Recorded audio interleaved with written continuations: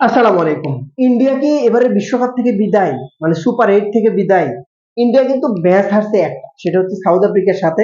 এই ম্যাচটা হারার এতটা ইম্পর্টেন্ট ছিল ইন্ডিয়ার জন্য। ম্যাচটা হারার কারণে কিন্তু মোটামুটি বলা চলে বিশাল একটা ধাক্কা খাইছে ইন্ডিয়া। ইন্ডিয়া নিজের দোষে ধাক্কাটা খাইছে। যদি আপনি একাদশের দিকেও তাকান, সর্বোপরি আচ্ছা, এখন যদি আমি হিসেব পাতি করি, মশলাপাতি দিয়ে যদি একটু হিসেব করি, তাহলে টোটালে কি দাঁড়ায়? সত্যি কি ইন্ডিয়া বিদায়? তো হিসেব পাতি কিন্তু যদি আপনি করেন, সহজ নজরে যদি তাকান, আপনি মানে ইজি নজরে যদি আপনি তাকান, তাহলে ইন্ডিয়া মোটামুটি বিদায়। আপনি যদি সহজ নজরে তাকান, একটু যদি আপনি মশলাপাতি দিয়ে যদি একটু তাকান, তাহলে হিসেব যেটা দাঁড়াচ্ছে যে ইন্ডিয়ার, যেহেতু এরপরের যে ম্যাচটা, যেহেতু ওয়েস্ট ইন্ডিজ 1 নম্বরে আছে, 2 নম্বরে সাউথ আফ্রিকা, 3 নম্বরে ইন্ডিয়া, 4 নম্বরে জিম্বাবুয়ে। তো ওপর দিকে কিন্তু ওয়েস্ট ইন্ডিজ এবং সাউথ আফ্রিকা 2 পয়েন্ট করে আছে। তাহলে এর পরের ম্যাচ 26 তারিখ 3টা 30-এ, 26 তারিখ 3টা 30-এ ওয়েস্ট ইন্ডিজের সাথে কিন্তু সাউথ আফ্রিকার খেলা আছে। তো ইন্ডিয়া যে জিনিসটা রোস্টারে যে জিনিসটা সুন্দরভাবে করে নিয়েছে, সেটা হচ্ছে যে যে সন্ধ্যা 7:30টায় সেই দিনই কিন্তু জিম্বাবুয়ের সাথে ইন্ডিয়ার খেলা আছে। প্রশ্ন হচ্ছে, এখন যদি আপনি সাউথ আফ্রিকার সাথে ওয়েস্ট ইন্ডিজ জিতে, যদি ওয়েস্ট ইন্ডিজ জিতে যায়, তাহলে ওয়েস্ট ইন্ডিজের পয়েন্ট হলো 4, অপরপক্ষে সাউথ আফ্রিকার পয়েন্ট হলো 2। তাহলে ওয়েস্ট ইন্ডিজ অলরেডি কিন্তু চলে গেল, ও মানে উপরে থাকলো, একে থাকলো। তাহলে ইন্ডিয়ার সামনে 2টা ম্যাচ, একটা ওয়েস্ট ইন্ডিজের ম্যাচ, একটা হলো জিম্বাবুয়ের ম্যাচ। ধরলাম জিম্বাবুয়ের ম্যাচটা ইন্ডিয়া ভালোভাবে জিতলো, প্লাস পয়েন্ট মাইনাস হয়ে আছে। ইন্ডিয়ার যদি আপনি পয়েন্ট টেবিলটা দেখেন, পয়েন্ট টেবিলটা কিন্তু মাইনাস হয়ে আছে, যেটা কিন্তু ওয়েস্ট ইন্ডিজের প্লাস পয়েন্ট, সাউথ আফ্রিকারও প্লাস পয়েন্টে আছে। তো জিম্বাবুয়ের সাথে জিতলে ইন্ডিয়ার হবে 2 পয়েন্ট। এরপর ওয়েস্ট ইন্ডিজের সাথেও ইন্ডিয়া জিতে নিল, তাহলে পয়েন্ট হলো 4।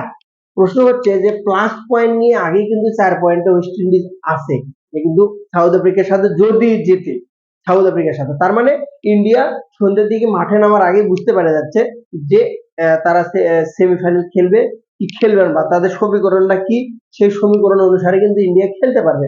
এটা একটা ভালো একটা প্লাস পয়েন্ট কিন্তু ইন্ডিয়ার জন্য। অপরপক্ষে যদি যান, সাউথ আফ্রিকা যদি জিম্বাবুয়ের কাছে হেরে যায়, তাহলে তো খেলাই শেষ, কাহিনী শেষ, আরামসে জিম্বাবুয়ে ইন্ডিয়া কিন্তু সুন্দরভাবে একটা পজিশন নিতে পারবে। প্রশ্ন হচ্ছে এখন যে যদি কোনো ক্রমে সাউথ আফ্রিকা জিম্বাবুয়ের কাছে হেরে যায়, মানে 24 গোলের কথা, তাহলে কিন্তু একটা ভালো একটা খেল বা একটা গোলমিল কিন্তু শুরু হয়ে যাবে। তবে এইটুকু আপনার কাছে আমি আশ্বাস দিতে পারি, নাম যেহেতু ইন্ডিয়া, কামব্যাকটা কিভাবে করতে পারে তারাই জানে। দেখা গেল যে কোনো না কোনো ভাবে মার পেছে কিন্তু তারা ফাইনাল পর্যন্ত পৌঁছে গেছে। তবে এখন পর্যন্ত ইন্ডিয়ার যে কন্ডিশন, যে ক্যাটাগরি, যে অবস্থা, তাতে করে সাউথ আফ্রিকার সাথে ম্যাচটা হারাটা খুবই খুবই খুবই খুবই বাজে একটা কন্ডিশনে পৌঁছেছে ইন্ডিয়াকে।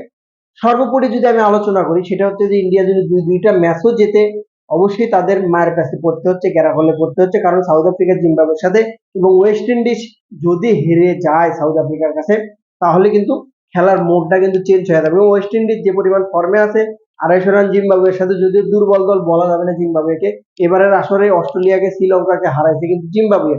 তো তাদেরকে যে আপনি একবারে ফেলে দিবেন বা একবারে খারাপ ভাববেন, এরকম বাজে টিমও কিন্তু তারা বর্তমানে এই আসরে ভালো পারফরমেন্স করেছে। ইন্ডিয়ার কথা যদি আসি, ইন্ডিয়ার সবচেয়ে বড় গালতি যেটা, সেটা হচ্ছে যে একাদশটাকে অদল বদল না করা।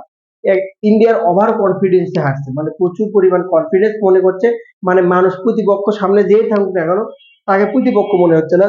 সবাইকে জিম্বাবুয়ের নজরে দেখছে, সবাইকে কেনিয়ার নজরে দেখছে, সবাইকে উগান্ডার নজরে দেখছে। এটা হচ্ছে ইন্ডিয়ার কোচ থেকে শুরু করে যে প্লেয়ার গুলো আছে প্রত্যেকটা, মানে প্রত্যেকটা বলে তাদের ছক্কা মারতে হবে, এই জায়গাতে কিন্তু ইন্ডিয়া হারছে। এবং আমি মনে করি যে অভিষেক শর্মা কিন্তু is a good player, talented player, এবং বিশ্বের বাঘা বাঘা বলারকে কিন্তু পিটানোর ক্ষমতা তার আছে। কিন্তু কিছু কিছু সিচুয়েশন আছে যেটাকে আপনি মানে নিজের মহল্লাতে আপনি বাঘ, বাইরের মহল্লায় গেলে কিন্তু আপনি কুত্তা, এটা কিন্তু আপনি যে জিনিসটা মানতে হবে।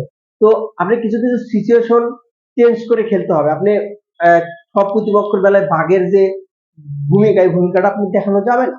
আপনি যে সিচুয়েশন ছিল সাউথ আফ্রিকার সাথে, আপনি চাইলে আস্তে আস্তে, আপনি যেহেতু মারার অ্যাবিলিটি, আপনার একটা ট্যালেন্ট আপনার আগায় আছে, তো আপনি কিছু বল দেখে খেলতে পারতেন, যেটা মোহাম্মদ আমির বলেছে।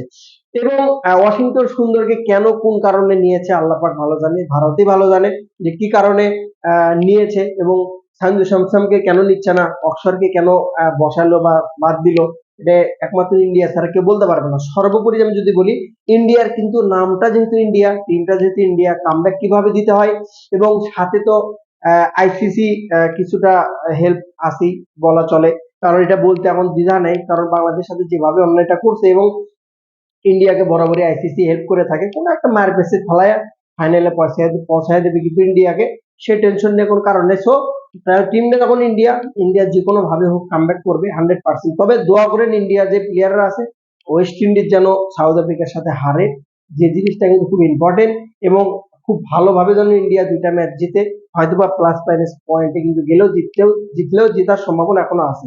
সর্বোপরি যে আমি মনে করি ওয়াশিংটন সুন্দরকে বাদ দিয়ে, অভিষেককে বাদ দিয়ে, সঞ্জুকে চান্স দিয়ে যদি ইন্ডিয়া টিমটা ঠিকঠাক ভাবে সাজাইতে পারে, গোছাইতে পারে, তবে কিন্তু সম্ভব ভালো একটা কামব্যাক দিয়ে ফাইনালে যাওয়া। নয়তো কিন্তু ইন্ডিয়ার জন্য সত্যি অনেক লজ্জা অপেক্ষা হচ্ছে।